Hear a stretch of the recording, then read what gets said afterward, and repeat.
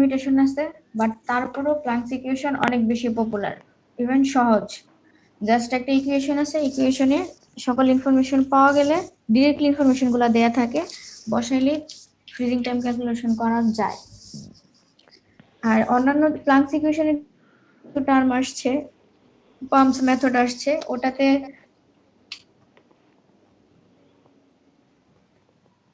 কেউ কিছু বললাম না ম্যাম।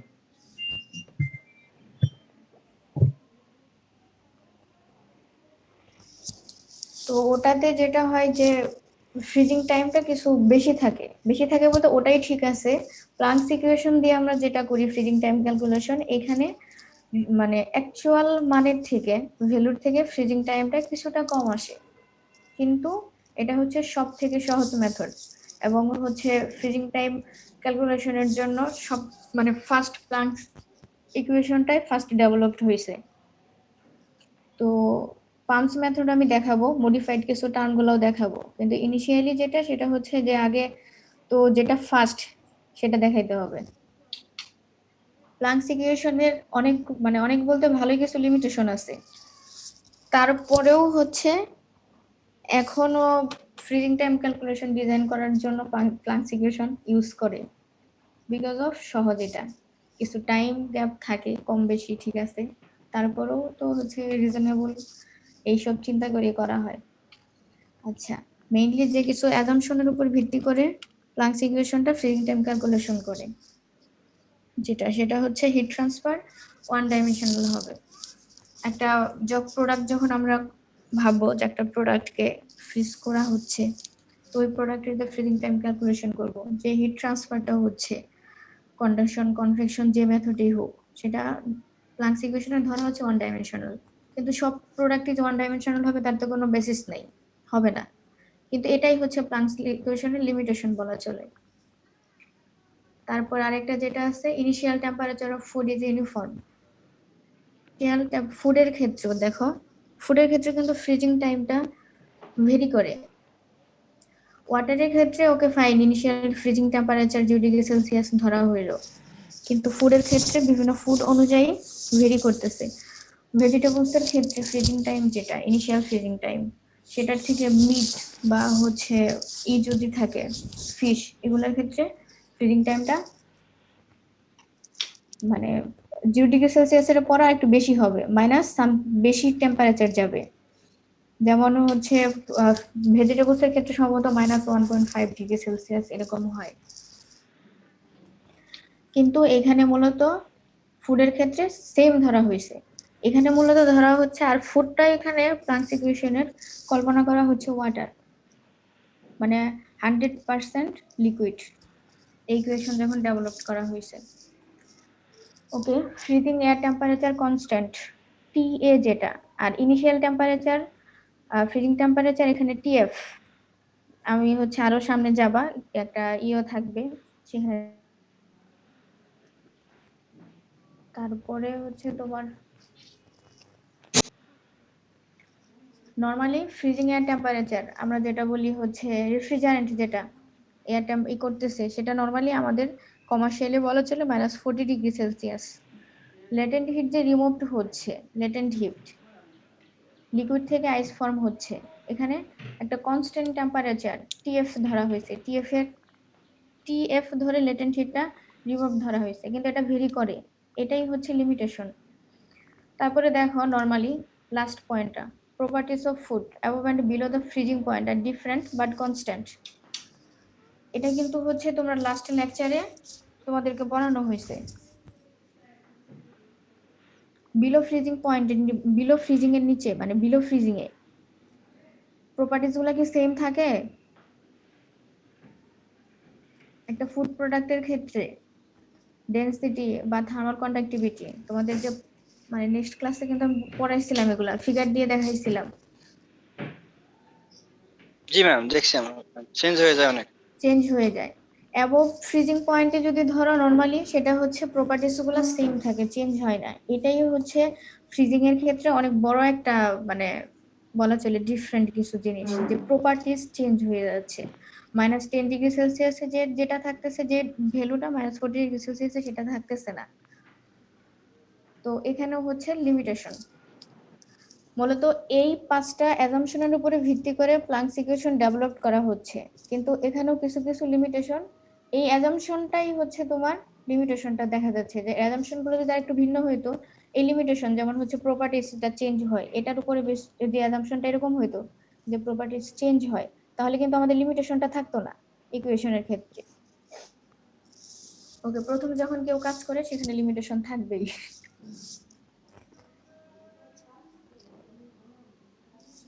এখানে একটা ফুড প্রোডাক্ট দেখো কনসিডার করা হয়েছে। মূলত এই ফুড, এটা যেটা ধরা হয়েছে সেটা হচ্ছে 100% লিকুইড, ধরো ওয়াটার কনসিডার করা হয়েছে। একটা ইনফিনিট স্ল্যাব, থিকনেস হচ্ছে A, আর এখানে দেখো মাঝ বরাবর একটা ইয়ে আছে, দুই পোর্শনে ভাগ করে দেয়া হয়েছে। কালারফুল যতটুকু আছে একদম ফুল পিঙ্ক কালার, এটা হচ্ছে ফ্রোজেন হয়ে গেছে অলরেডি। আর এইটুক যেটা, সেটা হচ্ছে এখনো ভেতরে লিকুইড, কিছুটা এখন লিকুইড ফর্মেই আছে। পুরোপুরি একটা নির্দিষ্ট টাইম পর এই স্ল্যাবটা, ইনফিনিট স্ল্যাবটা, এই ফুডটা যদি কনসিডার করো, একটা নির্দিষ্ট টাইম পর দেখো দুই লেয়ার আছে, দুই পাশ থেকেই ফ্রোজেন হচ্ছে, মাঝখানে এখনো লিকুইড আছে। এই অবস্থাতে এখনো ফুল 100% আইস ফর্ম হয় নাই। এই বেসিসে হচ্ছে প্লাঙ্কস ইকুয়েশনটা ডেভেলপ করা হয়েছে। তো সেক্ষেত্রে যেটা দেখো, এক্স দুই পাশে এক্স থিকনেস দেয়া আছে, এটা হচ্ছে ফ্রোজেন লেয়ার। ফ্রোজেন লেয়ারের সাথে যে টেম্পারেচার সেটা হচ্ছে সারফেস টেম্পারেচার, টিএস কনসিডার করা হয়েছে। টিএটা হচ্ছে medium temperature, freezing air, medium temperature, refrigerant air. সেটা মূলত আমি কি বলছিলাম, -40 ডিগ্রি সেলসিয়াস হয় কমার্শিয়ালি। সেম এই পাশেও টিএস আছে, ফ্রোজেন লেয়ার, এই পাশে ফ্রোজেন লেয়ার, মাঝখানে আনফ্রোজেন লেয়ার। আনফ্রোজেন লেয়ারের মাঝ বরাবর দেখো একটা দাগ দেয়া হয়েছে, ডিফারেন্ট করে, মানে হাফ হাফ করে নেওয়ার জন্য আমাদের নিজেদের সুবিধার্থে। এই হাফ পোর্শনও যা হচ্ছে, যেসব ধরো হিট ট্রান্সফার জেনারেশন যা হবে, এই হাফ পোর্শনও ঠিক কিন্তু তাই হবে। এবং দুইটা কিন্তু একসাথে হচ্ছে, এমন না যে এই পাশ থেকে আগে হচ্ছে এই পাশ থেকে পরে হচ্ছে, দুইটাই সিমালটেনিয়াসলি একসাথে হয়ে যাচ্ছে।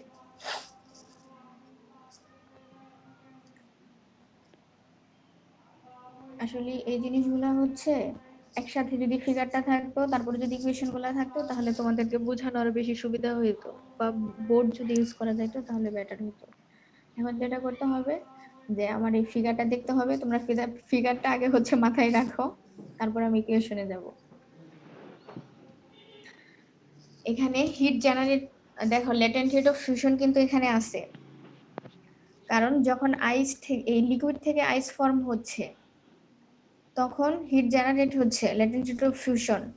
তারপরে ফ্রোজেন লেয়ার, যেটা ফ্রোজেন লেয়ারে কন্ডাকশন হিট ট্রান্সফার হচ্ছে, এবং এই ফ্রোজেন লেয়ার থেকে যে ফ্রিজিং মিডিয়ামটা আছে, এয়ারটা আছে, রেফ্রিজারেন্ট যেটা আছে, সেখানেও হিট ট্রান্সফার হচ্ছে। সো যতটুকু হিট জেনারেট হবে লিকুইড থেকে আইস ফর্মের জন্য, এবং যতটুকু হিট ট্রান্সফার হবে বোথ কন্ডাকশন এবং কনভেকশন এটার মাধ্যমে, সেটা ইকুয়াল হবে। এখন কন্ডাকশন হিট ট্রান্সফার তো অবশ্যই সলিডের ভিতরে হবে, তাই না? জি ম্যাম। সো এটা হচ্ছে ফ্রোজেন লেয়ার, এবং ফ্রোজেন লেয়ার থেকে যে হিট ট্রান্সফারটা সারাউন্ডিং মিডিয়াম থেকে, মানে এয়ার টেম্পারেচার রেফ্রিজারেন্ট পর্যন্ত হচ্ছে, সেটা হচ্ছে কনভেকটিভ। কারণ কনভেকটিভ হিট ট্রান্সফারটা কি ফ্লুইডের মধ্যে হয় নাকি? এখন জি ম্যাম। বলো, তোমাদের কন্ডাকশন হিট ট্রান্সফার এবং হচ্ছে convective heat transfer, hit and মাস ট্রান্সফারে পড়ে আসছো, সেটার ইকুয়েশন কি মনে আছে? ফোরিয়ার ল বা সেটার ইকুয়েশন?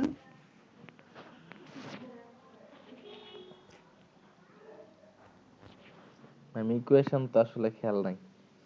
ইকুয়েশন খেয়াল নাই, বাট আচ্ছা ঠিক আছে, দেখলে তো মনে হবে নাকি?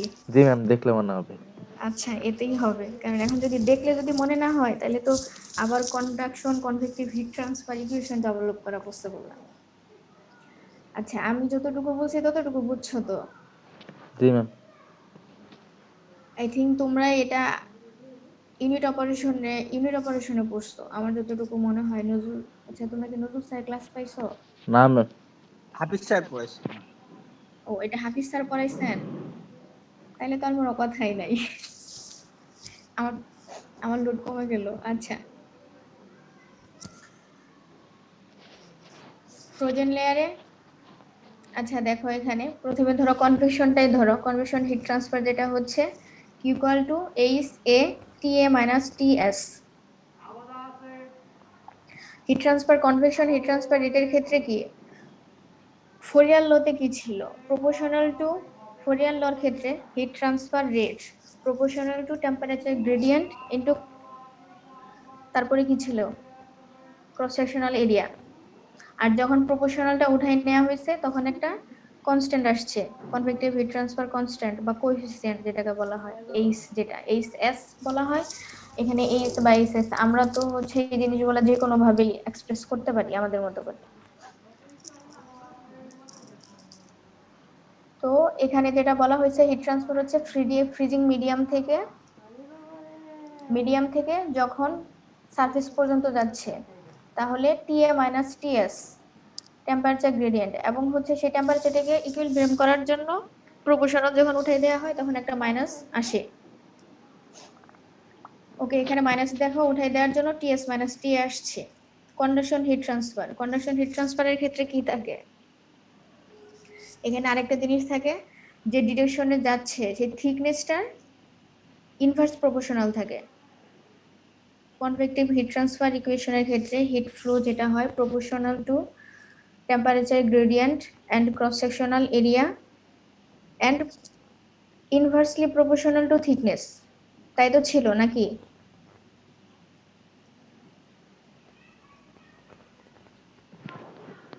মনে আছে কি কারোর কি মনে হচ্ছে?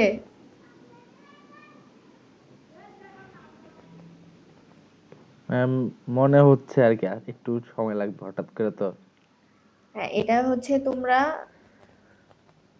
হ্যাঁ এই এই চ্যাপ্টারে তোমাদেরকে হচ্ছে তো ওই যে তোমরা ওখানে অনেকগুলা ম্যাথ করছিলা মনে আছে? জি ম্যাম, অনেক ম্যাথ ছিল। অনেক ম্যাথ ছিল, ওই ম্যাথগুলো তোমাদের করতে হবে এই সেমিস্টারে। আবার? হ্যাঁ, এবং তোমাদেরকে হচ্ছে ওই ম্যাথগুলো করানো হবে না, ওগুলো তোমাদের ওই ওইটার থেকে নিজেদের করে নিতে হবে। কারণ তোমরা ওখানে অনেক ম্যাথ করছো, ওই ম্যাথগুলো হচ্ছে আমাদের আবার নতুন করে করানোর কিছু নেই। ওটা স্যার পড়াবে, স্যার তোমাদের বলে দিবে সম্ভবত, তো আলটিমেটলি মনেও হবে। তবে দেখো আমি যে ইকুয়েশনটা বলছি, ফোরিয়ার ল যেটা বলছি সেটার থেকে এই ইকুয়েশনের সাথে মিল আছে। কন্ডাকশন হিট ট্রান্সফার রেটের ক্ষেত্রে conduction heat transfer rate Q proportional to হবে হচ্ছে cross sectional area A and temperature gradient, temperature change. টেম্পারেচারটা কোথা থেকে কি যাবে, হাই টেম্পারেচার থেকে লো টেম্পারেচার দিকে যাবে।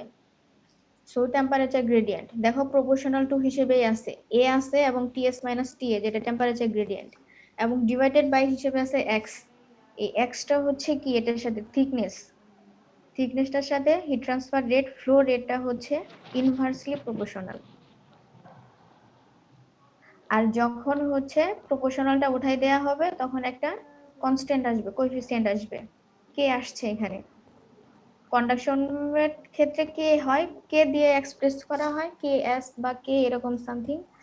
আর কনভেক্টিভের ক্ষেত্রে h, convective heat transfer coefficient and conduction heat transfer coefficient.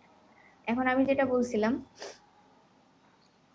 এখানে যে হিট যে ট্রান্সফার হচ্ছে কন্ডাকশন এন্ড কনভেকশন, এই হিট ট্রান্সফার এবং হিট যে জেনারেটেড হচ্ছে, আমার কার্সারটা কোথায়, এই যে লিকুইড, ধরো লিকুইড থেকে সলিড হচ্ছে, এখান থেকে কি আস্তে আস্তে কি হচ্ছে, বা লিকুইড থেকে যখন সলিড হচ্ছে তখন কি স্টেট চেঞ্জ হচ্ছে, লেটেন্ট হিটের কাজ করতেছে, তো এই হিটটা জেনারেট হচ্ছে। এই হিট জেনারেশন এবং হিট ট্রান্সফার অবশ্যই ইকুয়াল হবে। তো আমাদের এখন জানতে হবে যে হিট জেনারেশনটা কি হচ্ছে। তোমরা কি দেখতে পারতেছো স্লাইডটা একটু ঝাপসা? ম্যাম দেখা যাচ্ছে। আচ্ছা দেখা গেলেই হবে। আর তোমাদের আহ, আমি যে এই চ্যাপ্টারটা পড়াইছি সেটা হচ্ছে ফুল ইন্ট্রোডাকশন টু ফুড ইঞ্জিনিয়ারিং, তোমরা ওখান থেকে পড়ে নিলেই হবে। আমার স্লাইড দেখতে হবে এরকম না। আমি তো স্লাইডে ধরো এখান থেকে কিছু অংশ নিছি বোঝানোর জন্য, কারণ এখানে যে বিষয়টা বইয়ে সবকিছু এক্সপ্রেস করা থাকে না ইকুয়েশন, যেমন এই ইকুয়েশন গুলা হচ্ছে লিখতে হয়েছে, বই ইকুয়েশন গুলা নাই। তোমাদের বোঝানোর জন্য আমি ছোট মানে একটু আরেকটু ডিপলি লেখার চেষ্টা করছি আর কি। বইয়ে সরাসরি যে পেজটা যেটা দিছি এটা বইয়ে সরাসরি পেজটা আছে।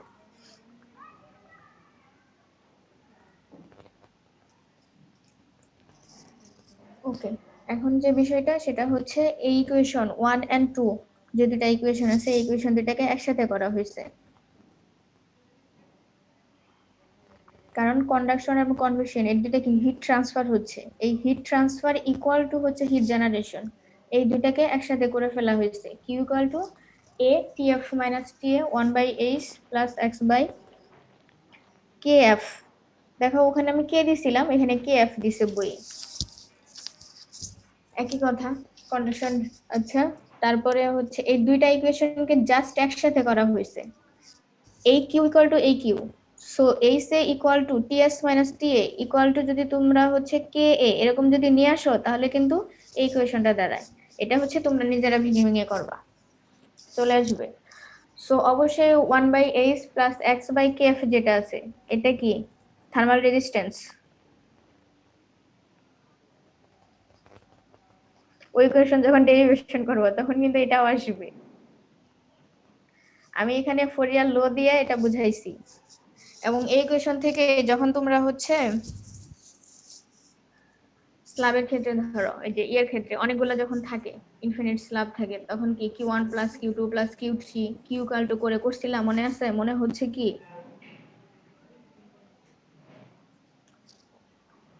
আচ্ছা, ওখান থেকে ফাইনাল ভুলে গেছি ম্যাম। মনে হবে। ওই যে তোমাদের ওটা ওই ম্যাথ গুলা সব করতে হবে একসাথে, ওটা মনে ওটা তোমরা মনে করো এইটুকু আমার হচ্ছে কন্ডাকশন আর কনভেকশন ইকুয়েশনটা বুঝলেই হবে, তারপরে ওই ম্যাথ তোমরা নিজেরা মনে মনে করে করবা, ওটা তোমাদের ব্যাপার। যেমন আমরা করছি আর কি, সব সব করতে হয়েছিল। প্রথমে বুঝি নাই যে এগুলো করতে হবে বা দুই একটা করলে মনেই হবে, পরে আসলে কোশ্চেন দেখে দেখে যেটা বুঝলাম যে না অনেক ম্যাথ আসে এখান থেকে, মানে ম্যাথ পার্মানেন্টলি একটা বা দুইটা আসি, তো সব ম্যাথ করতে হবে, সহজ তো ম্যাথ গুলা। ইকুয়েশন দুটো একসাথে করে কিউ নিয়ে আসছে, এটা পুরাটাই হচ্ছে হিট ট্রান্সফার। এখন হিট জেনারেশনে যাও, heat generation Q equal to A L, এটা হচ্ছে ক্রস সেকশনাল এরিয়া, এলটা হচ্ছে latent heat, rho F density, frozen অংশের ডেনসিটি, ডিএক্স বাই ডিটি হচ্ছে ভেলোসিটি। এই যে ফিগারটা, এইটুক পোর্শনে যে হিট জেনারেট হচ্ছে সেটা বোঝানো হচ্ছে এখানে, লিকুইড থেকে যখন আইস ফর্ম হচ্ছে, সো সেই হিট জেনারেশনটা হচ্ছে এখানে। আমরা নর্মালি কি জানি হিট জেনারেশনটা কি হবে, Q equal to M L, তাই তো? জি ম্যাম। তো এখানে মাসটা মাস ফ্লো রেট দিয়ে করা হয়েছে আর কি, তোমার মাস এমটা মাস এখানে চলে আসছে যেহেতু লিকুইড আছে, ফ্লুইড যেহেতু আছে, মাস ফ্লো রেট ওখান থেকে এখানে দেখছো তোমাদের ফ্লুইডের টার্মটা চলে আসছে।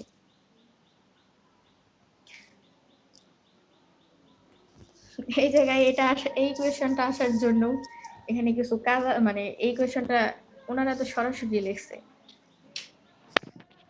এখানে এটা হচ্ছে ওকে। এম এল যেটা আছে, এলটা দেখো এখানে ফিক্সড আছে, আর এম মাস ফ্লো রেট যেটা সেখান থেকে আসছে এভারেজ ভেলোসিটি ডেনসিটি আসবে, এভারেজ ভেলোসিটিটা এখানে ডিএক্স বাই ডিটি বলা হয়েছে, মানে ডিটি সময়ে ডিএক্স, এই এক্স টাইমে ডিটি সময়ে এক্সটা থিকনেস এখানে স্মল সময় ডিটি আর শর্ট করে নেওয়া হয়েছে, ডিটি সময়ে ভেলোসিটিটা নেওয়া হয়েছে, আর রো এফটা হচ্ছে ফ্রোজেনের থিকনেস, ফ্রোজেন লেয়ারের।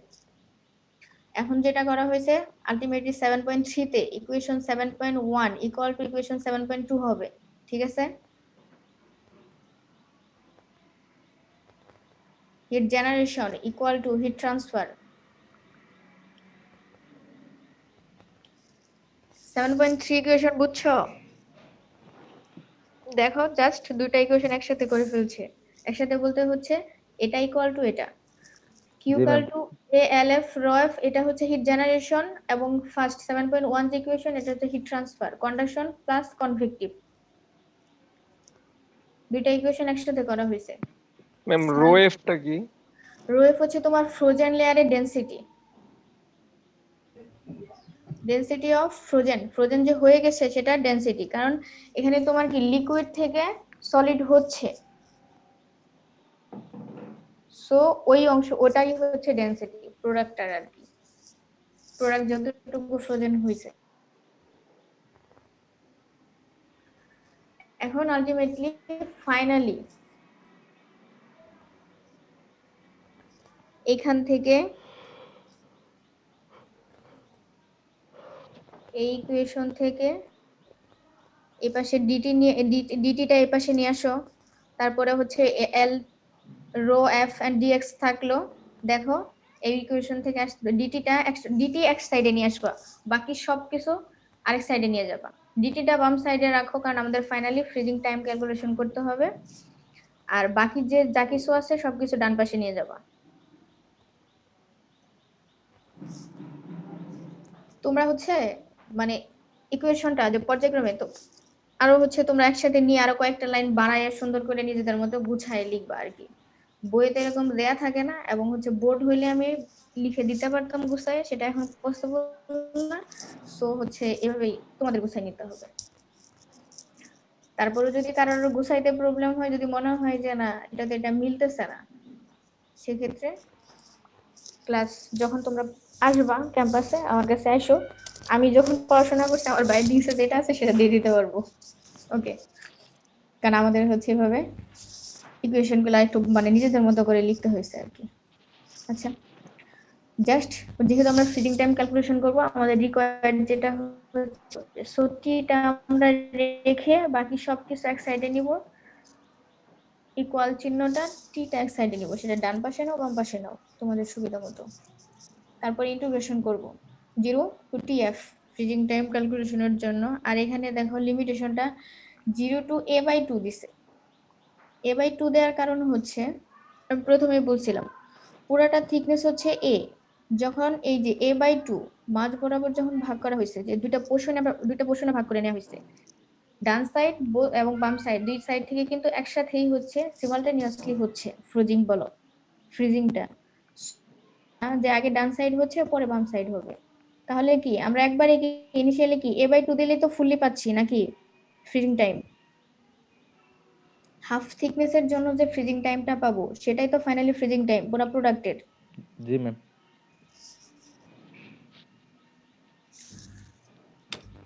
এটাই, এটা হচ্ছে ইন্টিগ্রেশন। ইন্টিগ্রেশন নিশ্চয়ই দেখাই দেওয়ার কিছু নাই, ইন্টারমিডিয়েটে পড়ছো, তারপরে কি এখানেও পড়ছো, লেভেল 3 পর্যন্ত পড়ছো, লেভেল 3 তেও তোমাদের ম্যাথ ছিল না? জি ম্যাম। ফাইনালি টিএফ ক্যালকুলেশন হয়েছে।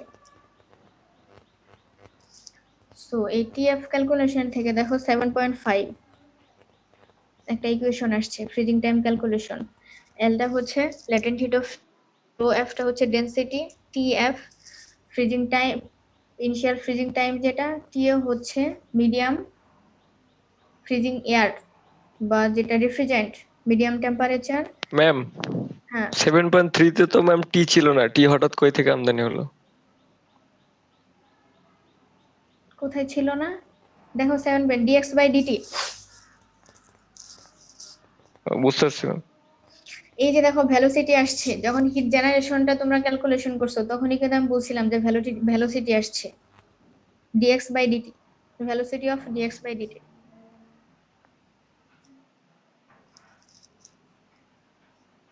সো 7.5টাকে এই এটা ইন্টিগ্রেশন করে আসছে একটা ফাইনাল ফর্মে, এটাকে আরো জেনারেলি নেয়ার জন্য দুইটা ভেরিয়েবল নিয়ে আসা হয়েছে।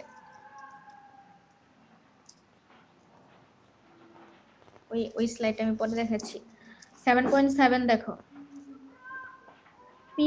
পি প্রাইম এবং আর প্রাইম দুটো ভেরিয়েবল নিয়ে আসা হয়েছে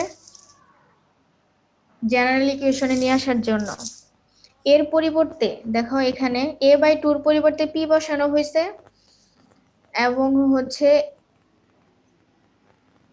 আর a/1 মানে 1/2 পরিবর্তে p বসানো হয়েছে হাফের পরিবর্তে এবং 1/8 এটার পরিবর্তে r বসানো হয়েছে। দেখো p prime and r prime, তোমরা এখানে a/2h আছে প্লাস a²/8kf আছে, এটা মাথায় রাখো। তারপরে দেখো 7.2 তে যাও, p prime and r prime, মাঝখানে এইচটা না, এইচ এর সাথে যে 2টা ছিল সেটা নাই, kf এর সাথে যে 8টা ছিল সেটা নাই।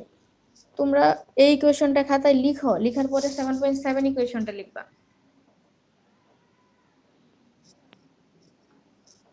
খাতা কলম আছে কি? ম্যাম আছে।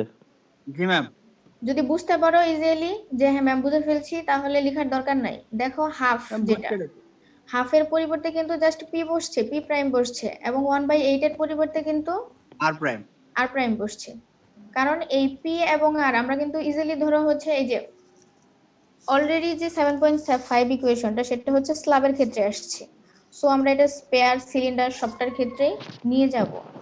তো যদি আমরা স্ল্যাব ধরো আমার কোশ্চেনে দেয়া আছে স্ল্যাব করতে হবে, তো আমরা p প্রাইমের পরিবর্তে কি হাফ বসাই দিলে কিন্তু এই কোশ্চেন চলে আসবে, এবং r প্রাইমের পরিবর্তে 1/8 বসাই দিলে কি এই কোশ্চেন আসবে না 7.5। জি ম্যাম।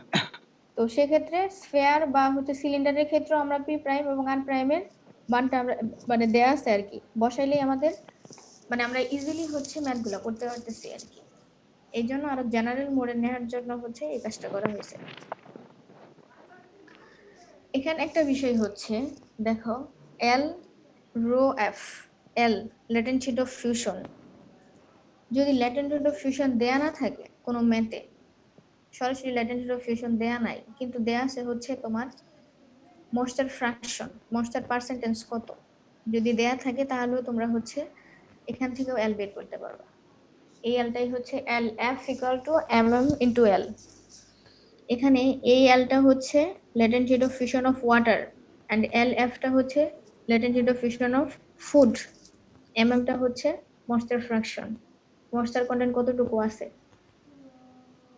সাপোজ ধরো বলা আছে যে 80% ময়েশ্চার কন্টেন্ট এখনো আছে এরকম, বা 20% ময়েশ্চার কন্টেন্ট এখনো আছে, ফুল 100% ফ্রিজ হয় নাই, এখনো 20% ময়েশ্চার কন্টেন্ট আছে। সেই 20% এর থেকেও দেখো তোমরা হচ্ছে বের করতে পারবা প্রোডাক্ট, ফুডের ক্ষেত্রে প্রোডাক্টের ক্ষেত্রে ল্যাটেন্ট হিট অফ ফিউশনটা বের করতে পারবা। কারণ এলটা হচ্ছে ওয়াটারের ল্যাটেন্ট হিট অফ ফিউশন হচ্ছে 333.3 কিলোজুল পার কেজি কেলভিন, এটা তোমরা জানি নাকি?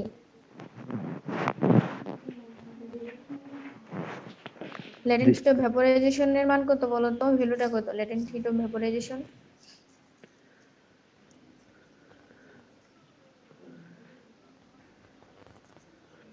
ম্যাডাম 333 000। হুম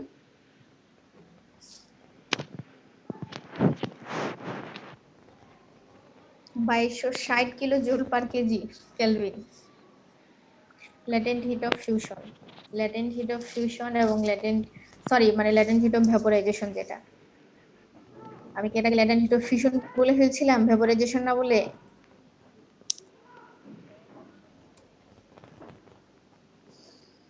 আচ্ছা যাই হোক, latent heat of fusion of water হচ্ছে 333.3 আর latent heat of vaporization of water হচ্ছে 2260।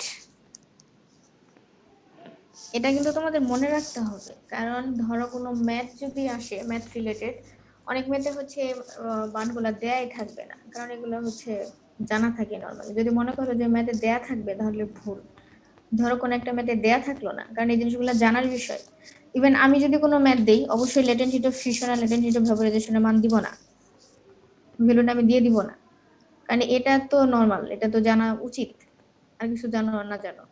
ইভেন আমি বলে দিলাম যে আমি যদি কোনো ম্যাথ দেই সেই ম্যাথ এরকম থাকে যে ল্যাটেন্ট হিট অফ ফিউশন বা ভ্যাপোরাইজেশন ডাটা দিতে হবে আছে সেখানে, আমি কিন্তু দিব না। আরেকটা বিষয় যে আরেকটু করার জন্য যেটা সরাসরি হয়তোবা এখন যে বিষয়টা প্রোডাক্টেরও ল্যাটেন্ট হিট অফ ফিউশন দিব না, সেক্ষেত্রে আমি অবশ্যই ময়েশ্চার পার্সেন্টেজটা বলে দিব যে এত ময়েশ্চার পার্সেন্টেজ আছে। সো তোমাদের ওই পার্সেন্টেজের সাথে latent heat of fusion of water এটা মাল্টিপ্লাই করে তোমরা প্রোডাক্টে ল্যাটেন্ট হিট অফ ফিউশন বের করতে পারবে। ঠিক আছে, জি ম্যাম। বুঝতে পারছো? দুইটা অপশন আমার ম্যাথে থাকবেই, মানে সরাসরি দেয়া থাকবে না আমি যদি ম্যাথ দেই। ওকে, এখানে কোনটা কি কি দিয়ে কি বোঝায় সেটা তো আগেই বলে দিছি, আর তো মনে হয় বলার দরকার নাই। স্ল্যাবের ক্ষেত্রে p equal to half r equal to 1/8 সেটা তো দেখলাই। তারপরে সিলিন্ডারের ক্ষেত্রে p equal to p দিবার হয়ে গেছে, আচ্ছা যাই হোক 1/4 আর হচ্ছে 1/16। তারপরে স্পেয়ারের ক্ষেত্রে এই তিনটা ইনফরমেশন তো হচ্ছে, এই তিনটা ইনফরমেশন তো মানে জানার কথা নাকি, মানে মনে রাখার কথা, মনে রাখতে হবে। প্লাঙ্কস ইকুয়েশন এবং প্লাঙ্কস ইকুয়েশনের থেকে একটা ম্যাথ সেটা আসবে, কিন্তু বিষয়টা হচ্ছে যে জিনিসগুলা জানার মানে জিনিসগুলা হচ্ছে পি ইকুয়াল টু যেটা প্লেট, ইনফিনিট, স্ল্যাব বা সিলিন্ডার, স্পেয়ার যেটার এগুলা মানগুলো আমার এখানে দেয়া আছে, এই মানগুলা আমার জন্য কম্পালসারি না। ম্যাথ কিন্তু থাকবে পরীক্ষায়, কিন্তু কোন ভাবে কোনটা মিসিং থাকবে ডাটা, যদি মনে করো ম্যাথ অনেক সহজ, এটা তো সহজ দেখেই হচ্ছে একটু কঠিন করার ট্রাই করার জন্য কোনো একটা ডাটা মিসিং থাকবে। সো এইগুলাও তোমাদের হচ্ছে মেমোরিতে রাখতে হবে যে প্লেট, সিলিন্ডার, স্পেয়ার কোনটার ক্ষেত্রে পি এবং আর ভ্যালুটা কি হবে। আমি দিয়ে দিব না, যেটা দিয়ে দিব না সেটা আগেই বলে দিছি যে আমি দিয়ে দিব না।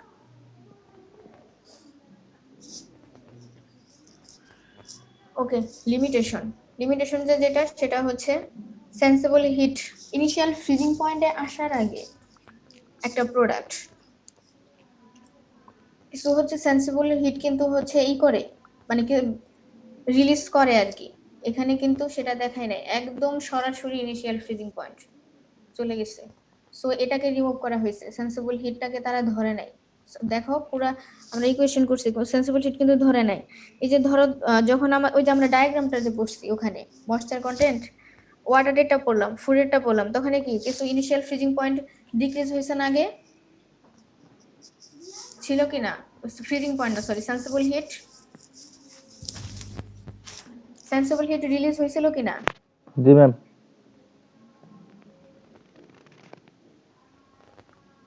এই যে এখানে রিমুভাল অফ সেন্সিবল হিট, কিন্তু প্লাঙ্কস ইকুয়েশনের ক্ষেত্রে এই সেন্সিবল হিটটা দেখায় নাই, ওরা ইগনোর করছে, এটা একটা লিমিটেশন।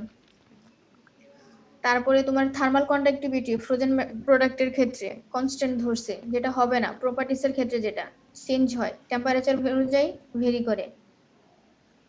তারপরে আরেকটা জিনিস ধরছে যে gradual removal of latent heat, তারা ফিক্সড ধরছে রিমুভাল ল্যাটেন্ট হিটের ক্ষেত্রে, পুরা একদম ফ্রিজিং প্রসেসের ক্ষেত্রে এটাও হবে না। আরেকটা জিনিস যেটা লিকুইড ফেজ ধরছে প্রোডাক্টটাকে কমপ্লিটলি, মানে ওয়াটারই ধরছে বলা চলে, কিন্তু আমাদের প্রোডাক্টের ক্ষেত্রে কি ওয়াটার পার্সেন্টেজ থাকবে, সলিড থাকবে।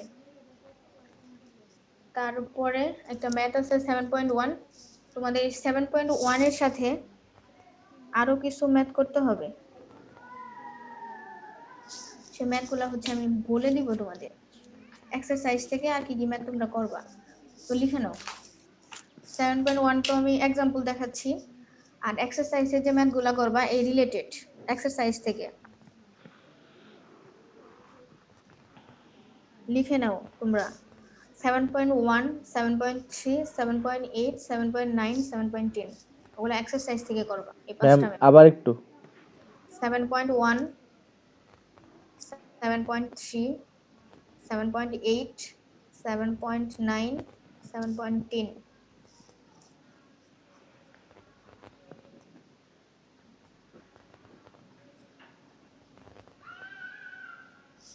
ওকে, লিখছো সবাই? জি ম্যাম। এই ম্যাথগুলা এটা কিন্তু এক্সারসাইজের ম্যাথ করলাম, ম্যাথ বললাম আমি, আর আমি কিন্তু তোমাদের দেখাচ্ছি এক্সাম্পল 7.1 এবং এই এটার মতোই 7.1 এর মতোই এই এক্সারসাইজের এই ম্যাথগুলা। And এগুলা হচ্ছে আমাদেরকে ওইভাবে মানে করতে বলা হয়েছিল, তখন আমি দেখলাম আর কি যে আমার বাইন্ডিংস এ যে ম্যাথগুলোর সাথে মিল আছে, মানে এগুলো আমি করছি, সো এগুলোর সাথে 7.1 এর মিল আছে, তোমাদের বের করে করতে হবে। এর থেকে আমি তোমাদের নিজেদের সুবিধা করার জন্য বলে দিলাম। ওকে, দেখো একটা স্ফেরিক্যাল ফুড প্রোডাক্ট বলছে, তার মানে একটা স্ফেয়ার। তো স্ফেয়ারের ক্ষেত্রে পি এবং আর ভ্যালু, পি প্রাইম এবং আর প্রাইমের ভ্যালুটা তোমাদের মাথায় রাখতে হবে। দেখো এই ম্যাথেও কিন্তু পি এবং আর প্রাইমের বলে দেয় নাই ভ্যালুটা। ফ্রোজেন হচ্ছে এয়ার ব্লাস্ট ফ্রিজারে, এয়ার ব্লাস্ট ফ্রিজারটা ডিরেক্ট ইনডিরেক্ট। আমি কিন্তু বলছিলাম যে two types freezer, freezing system যেটা, তো ওখানে আমি বলছিলাম যে এয়ার ব্লাস্ট ফ্রিজারটা ডিরেক্ট এবং ইনডিরেক্ট দুই ধরনেরই হয়। The initial product temperature 10 degree Celsius. Planks ইকুয়েশনের এই যে একটা লিমিটেশন, ইনিশিয়াল প্রোডাক্ট টেম্পারেচার কাউন্টে আনে না তারা, এবং ইভেন ফাইনাল প্রোডাক্ট টেম্পারেচারও তারা কাউন্টে আনে না, মানে আনে নাই আর কি প্ল্যাঙ্কস ইকুয়েশনে। আচ্ছা, কোল্ড এয়ার -40 ডিগ্রি সেলসিয়াস, এখানে ফ্রিজিং মিডিয়ামটা হচ্ছে কোল্ড এয়ার, সো এটা হচ্ছে T A, T equal to -40 degree Celsius. Product has a 7 centimetre diameter, A সমান 7 সেন্টিমিটার। ডেন্সিটি প্রোডাক্টের rho F equal to 1000 K G per metre cube. Initial freezing temperature T F -1.25 degree Celsius. Thermal conductivity 1.2 watt per metre kelvin. Latent heat of fusion 250 kilo joule per K G. এখানে বিষয়টা হচ্ছে দেখো ডেন্সিটির ক্ষেত্রে KG per metre cube দেওয়া আছে, আবার দেখো ডায়ামিটারের ক্ষেত্রে 7 সেন্টিমিটার দেওয়া আছে, সো 7 সেন্টিমিটারকে কি মিটার করতে হবে। তারপর দেখো latent heat of fusion kilo joule দেওয়া আছে, আবার দেখো থার্মাল কন্ডাক্টিভিটি শুধু ওয়াট দেওয়া আছে, সো এটাকে কিলোওয়াট করে নিতে হবে। সবগুলো ম্যাথের ক্ষেত্রে কি সবগুলো ইউনিক। ম্যাথ করার ক্ষেত্রে একটা জিনিস খেয়াল রাখবা সবসময়, একটু লেট হবে ম্যাথ করতে, বাট যখন গিভেন দিয়ে তোমরা ম্যাথটা করো তখনই হচ্ছে সবগুলা ইউনিটকে এক ফর্মে নিয়ে আসবা। ওয়াট আছে তো এখানে হচ্ছে জুলে নিয়ে আসতে পারো, কিলোকে জুল করে নিয়ে আসো। তারপরে ধরো কেজি পার মিটার কিউব, ওটা সেন্টিমিটার আছে, সেন্টিমিটার নিয়ে আসো, যেটাই নিয়ে আসো সেন্টিমিটার, মানে যে ইউনিটেই নিয়ে করো ইউনিফর্ম নিয়ে আসবা, তাহলে ম্যাথে ভুল হওয়ার পসিবিলিটি কম। যদি মনে করো যে ম্যাথ করতে গিয়ে চেঞ্জ করব, তাহলে হচ্ছে দেখবা কোনো একটা তোমরা হচ্ছে ইউনিট কনভার্সন করতে মনে নাই, ভুলে গেছো সামথিং, কারণ পরীক্ষা তো পরীক্ষায় 2 গ্রেডের পরীক্ষা, আমরা তো সাফারার 2 গ্রেডের পরীক্ষা দিতে গেলে, তো সেক্ষেত্রে আগেই হচ্ছে সিম্পলিফাই করে নিবা তোমাদের নিজেদের সুবিধা মতো। এখানে দেখো একটা জিনিস মিসিং আছে, ইকুয়েশন অনুযায়ী যে একটা মিসিং আছে ডাটা, সেটা কি তোমাদের মনে হচ্ছে?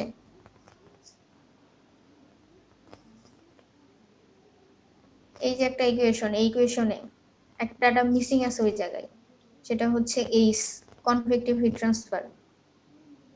কনভেক্টিভ হিট ট্রান্সফার কোএফিসিয়েন্ট, এটা হচ্ছে পরীক্ষায় দেয়া থাকবে। ওকে, এটা তোমাদের মুখস্থ করতে হবে না, মাথায় রাখতে হবে না, এটা দেয়া থাকবে। দেখো এখানে নিচে দেয়া আছে 50 ইকুয়েশন। এখানে ইকুয়েশনটা হচ্ছে এনারা একটু আলাদা করছে। রো আমাদের ইকুয়েশনে ছিল রো এফ, এখানে তারা দিছে রো।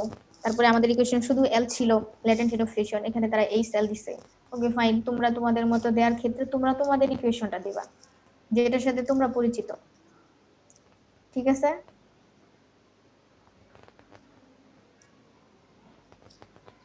তোমরা কি আসো? জি ম্যাম। জি ম্যাম। সো তোমরা তোমাদের ইকুয়েশনটা দিবা, তোমরা যে জেনারেল ইকুয়েশনটা পড়ছো, মানে এত কষ্ট করে একটা ইকুয়েশন ডিরাইভ করলা, TF equal to rho F L F, তোমরা তোমাদের ইকুয়েশন দিয়ে ম্যাথ করবা। এই ইকুয়েশনই হচ্ছে তোমাদের দিতে হবে, এরকম কোনো ম্যান্ডেটরি না। তো আমার ক্ষেত্রে যেটা হয়েছে যে এই ম্যাথটাই চেঞ্জ ছিল, আমি ম্যাথটা হচ্ছে আলাদাভাবে ইয়ে করে চেঞ্জ করছি আমার মতো করে তোমাদের ডাটা অনুযায়ী, এখানে যে ডাটাটা দেয়া আছে।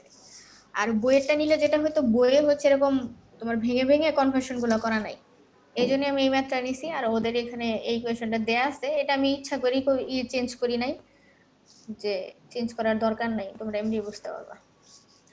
So TF initial freezing point যেটা বলা হয়েছে, আর টি ইনফিনিটি দেয়া আছে, দেখো এখানে মাইনাস ইনফিনিটি, সেটা হচ্ছে টিএ,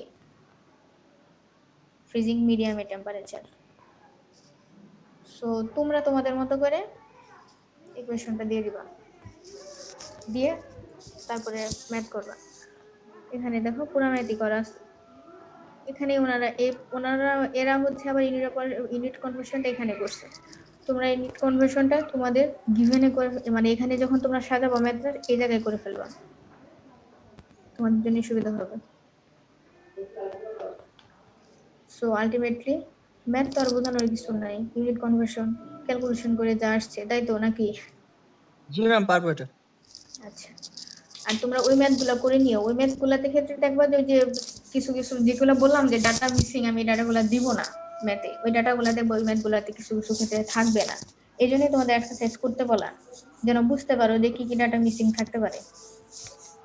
আর ফ্রিজিং টাইম ক্যালকুলেশনের জন্য ম্যাথটা কোন একটা পরীক্ষায় তো ম্যাথ পাবাই, সেটা যেভাবেই হোক।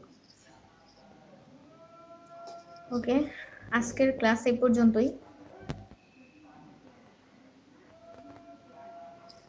বুঝতে পারছো কি তোমরা কি পড়াইলাম? জি ম্যাম। আচ্ছা, কিছুটা বুঝলেই হবে।